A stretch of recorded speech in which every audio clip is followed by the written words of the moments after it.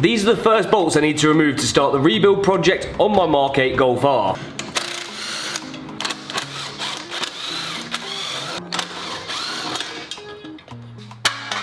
The front end on this Golf R has had a serious impact, and there's a lot of parts which we need to get off in order to repair that. Because if you caught the last video, you'll know that I bought this Mark 8 Golf R, which has been involved in a front end collision, but it also set off the airbags. And at the end of that video, we started work on this car by stripping off the front bumper so we can see exactly how bad the damage really is. So now we need to get the rest of the front end off. That means taking out the headlights,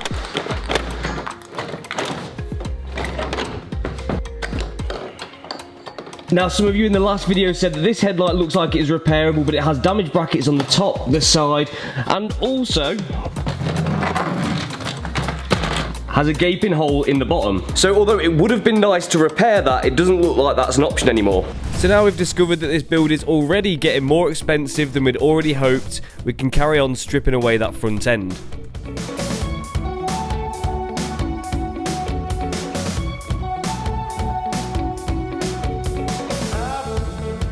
So now the headlights are very quickly stripped off and the top sections of the slam panel are too. We can see what we've got to work with.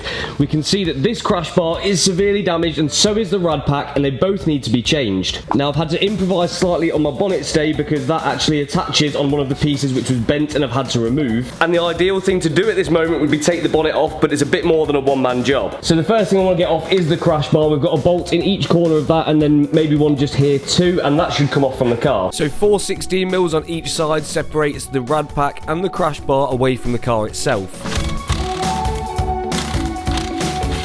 Because of the way that this has been damaged, I decided to separate the rad pack from the crash bar too, so I could remove everything in pieces because it just seemed like the easier way. So 4 T30s, 2 in each side, hold those together, and once those are out, the crash bar itself can come off the car, and then we can start disconnecting some of the hoses to the radiator, the intercooler and the AC rad. So now we've got that stripped back, I keep finding more broken parts and I feel like this might catch me out. So bits that are broken, I've got the nipple off the top of the radiator pipe which is broken. The airbox as well is broken. And we've also got this charge pipe here which comes from the intercooler towards the turbo, which has well and truly had it. But we can't get much further now without more parts, so I need to take a little trip. So I've just been to Bradford and picked up a complete Golf GTI rad pack. I'm hoping this is the same. I can't see why it wouldn't be. I've compared it and everything looks right, but yeah, there may be some minor differences. One of those quite potentially could be the intercooler. I may or may be wrong with that, but just in case I am wrong, while I'm up north and over this way, I thought it'd be worth taking a visit to Awesome GTI, and these guys have sorted me out with some extra bits.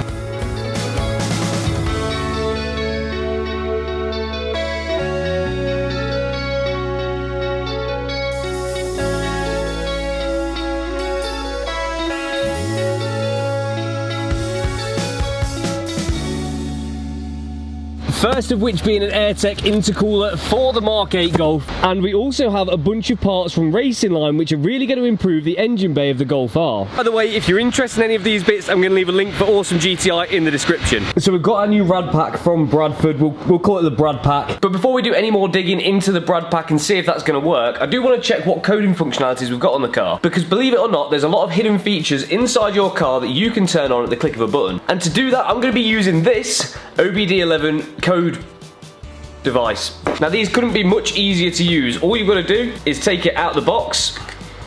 That was easy. Plug this into your OBD port, then you just pop on the ignition and open up the OBD11 app. The great thing about OBD11 is it also works as a code reader as well, and it's only tiny, so it's great to keep in your glove box for when you need it. As you can see, my car has a lot of faults. 32 codes in fact, so I think I've got some work to do. Now one thing I don't like on this car is it pumps a fake noise through the cabin of the car to give you fake engine noise, which is just naff really. So let's turn that off.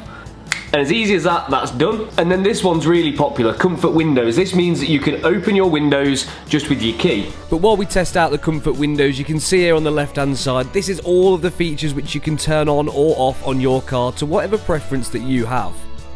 So to activate coding functions on your VW or BMW from E series all the way to the I series, use my code SLIX or use the link in the description to save your money off your OBD11 reader and coding tool. So thank you to the guys at OBD11 for sponsoring this video. Let's get back to the Brad pack. Right, bad news. So I've just noticed on this pipe here we've got some damage where I don't think it's gone all the way through, but it's not looking good. So it's got a slash in it here and a split just there. So I've already ordered this bit to replace, but I haven't ordered this. Now I've just tried to ring TPS and VW and it's on back order for up to 2 weeks, I think. So that's really going to slow things down, which isn't ideal. But let's not let a little bit of damaged pipe dampen our spirits, and we can still crack on and come back to that at a later date. So now I'm going to strip back the new rad pack because there's something in here which I want to change. So off comes the plastic shrouding, and then that can closely be followed by the AC rad too. So we've now got the rad pack fully stripped back to the intercooler, and I'm sure we all know what's coming here. We have an AirTech one that has been supplied to us by the guys at Awesome GTI. So we need to fit that into the new rad pack before that can go on the car. So then we've got to release the factory intercooler from the radiator, which is held on by a few clips. And once that's off, we can then turn our attention to the new AirTech intercooler. The reason why you want an uprated intercooler is because it means that your charge air is going to be colder, colder air is denser, and denser air means a bigger bang, which means more power. So once we've got that unpackaged, we can then fasten that to the radiator, and then attach the AC rad to the intercooler. Now this originally just kind of clips into place onto the standard intercooler, but on this it uses some little metal brackets and screws into place, so it's probably going to be more secure than factory. Then it's back on with the plastic shrouding, and then lastly we can fit up the crash bar too.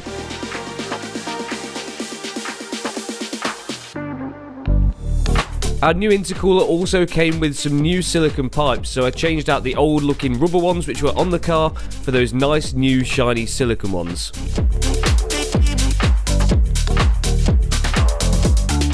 So the rad pack is now back in one piece with that new AirTech intercooler from the guys at Awesome GTI, and obviously we're using the Golf GTI, well, everything else. So I'm hoping that all of that's going to fit no problems, but before we go to fit that up, we've got the broken parts to change, like this boost pipe here, and we had that coolant pipe over the top, so we're going to get those changed and then get that on. I'm hoping the other part, which is on back order, we're going to be able to fit while the rad pack's still on. If not, it'll be a bit of a ball ache, so I have to take it all off again when it eventually does arrive to then fit it. That'll be a bit long. So then we can take off our broken, nasty looking charge pipe and replace it with our nice brand new one. Now I am aware that you can get an uprated version of these, but I just didn't have time to get one. My local parts place had this in stock for the next day. So then it was just to prepare everything ready for the new rad pack and crash bar. So then we had to tuck all the wires exactly where we wanted them and all the hoses too, and then we can push that up into place.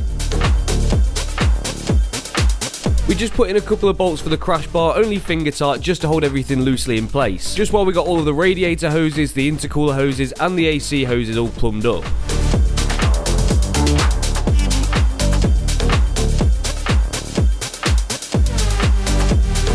Once we're happy with that, we can then start connecting all of the electrical connectors back together.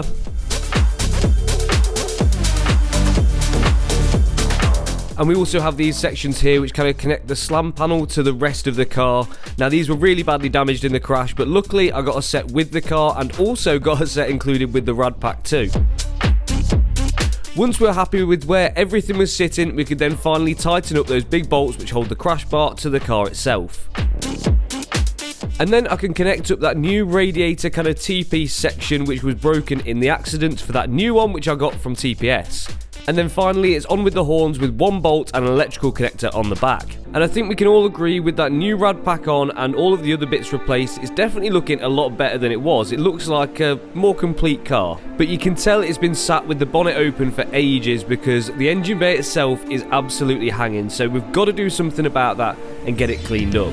Now it's important here, we don't want to get any chunks or dirt in the wrong places, so we make sure to plug up the intake for the turbo, and then we can just give everything a blast over with the airline to take out any loose bits and blow out any debris from where we don't want it. And then we can take the car outside and give it a good go over with a degreaser and a collection of brushes to get rid of all of that dirt that's built up the whole time this car's been sat. Now some of you are probably going to cry about this next bit, but then we just rinse off what's left with a pressure washer, being careful obviously where we direct it, but I've done this for years and never had a problem. Now also, with some of the parts of the car being disconnected, we did also go over any plugs or anywhere that we didn't want water with an airline just to make sure it was properly dry.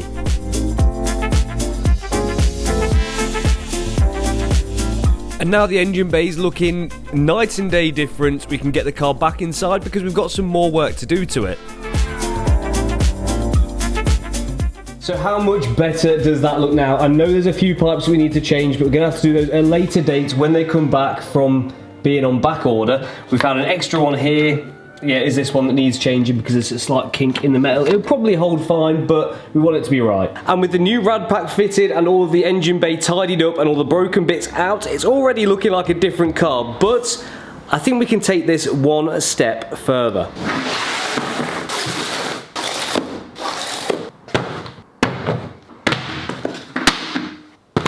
And we're going to do that with a little bit of help from the guys at Racing Line, because they're going to be helping us take this Golf R from being okay to being something special. Not only just in looks, but also in performance too, and that's why we're starting in the engine bay. So all of these parts here are either going to help us improve the look of the engine bay or the performance of the engine itself. And honestly, it's so sick that we can get companies like this to work with us now, and I've got to thank you guys at home for watching, and even more so if you're subscribed. So let's start fitting some of these Racing Line bits. The first thing we've got to put on is a billet oil filter housing. And yes, don't worry, I will be changing the filter at a later date when I service the car properly. Although this won't give any performance gain, it's definitely a more durable and better looking item than the original. Then we also got a new coolant cap as well. Again, another black billet one. And I think you're starting to get the idea. They've got a load of dress-up parts for the engine bay, included also a new brake fluid reservoir cap. And I'm sure you can imagine they're all super easy to fit. It's just pop the old one off and on with the new one. It takes probably 2 minutes to do all of these bits. And I think we can all agree they definitely look a lot better than the factory ones. I'm sure some of you have spotted that the oil filter housing isn't pointing in the right direction. Don't worry, again, I'm going to correct it when I service the car. And then we have one final big piece, really. This is Racing Line's piece de résistance, and you can tell already that it's a much better quality than my French accent is. This is Racing Line's R600 intake kit, and although not the most showy intake kit on the market, this is widely known as one of the best ones in terms of performance. And I think mainly due to the fact of it using the full width of the intake grille on the front to then get as much cold air in as possible. But anyway, to fit this, we change over the turbo elbow for this slightly larger one. Then it was on with the intake hose. This just goes from the turbo elbow over to the airbox. And we've also got to hook up this little breather pipe. To do that, we fit this adapter which came with the kit, and then it just push fits into the silicone pipe and then tightens in with a Jubilee. And then probably the most visual part of this kit, the airbox itself. So as I said earlier, this uses the full width of the grille across the front in order to force as much air as possible into that intake.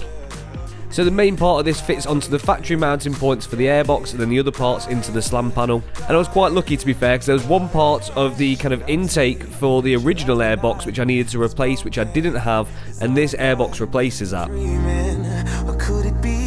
So once that bottom half of the airbox is in place, we can then start fitting up the new foam air filter. And then once we're happy with that and the Jubilee is tightened down, we can then fit the top section of the airbox just using the supplied screws. Now, although this is an enclosed system, which means that you won't be able to hear the turbo noise quite as much, it will definitely be better for performance because it's not got the hot air from the engine bay entering into the intake. And generally I think it's quite a smart looking kit. But anyway, once all of these are fastened down, and I only managed to drop one, which we did manage to save, but that is the new R600 intake fitted to the Mark 8 Golf R. And it may or may not have needed a quick wipe down just to get all my dirty fingerprints off it. Like I said in the last video, there was a little sweetener on this deal which made that £25,700 price tag a little less of a sting. So when I bought the car, it also came with a few parts. Now, I'm not gonna lie, I don't really know what the last guy was thinking because a lot of this I haven't needed. Like, these two steel parts came with the new rad pack. We've got a bumper bracket which is included, which I am gonna need. And then the rest of these pipes are all aircon pipes. I've checked them all over and I can't see any damage on the aircon pipes at all. I think he mistakenly ordered the aircon ones when he needed the radiator ones. We also got a new bonnet stay, you know, just a couple of little bits which made that deal a little bit sweetener, but that's not all. Because the total value of all those bits is probably a couple of £100. That wouldn't be much of a bonus. But this next bit really is.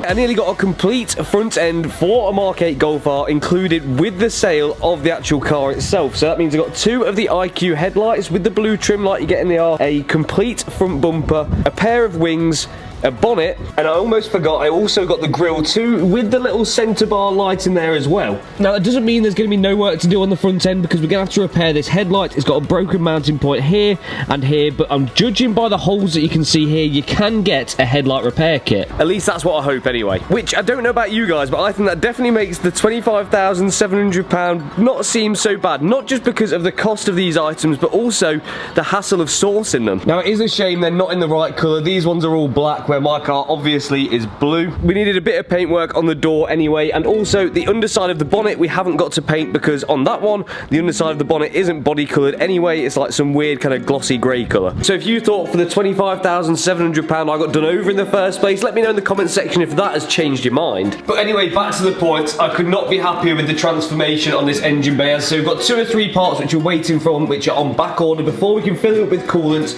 and really run the car up to temperature, but it just looks like a different car. And if that transformation isn't worth a subscribe, I don't know what is. So I guess we should crack on now, and I guess the question is now, do we do the front end next?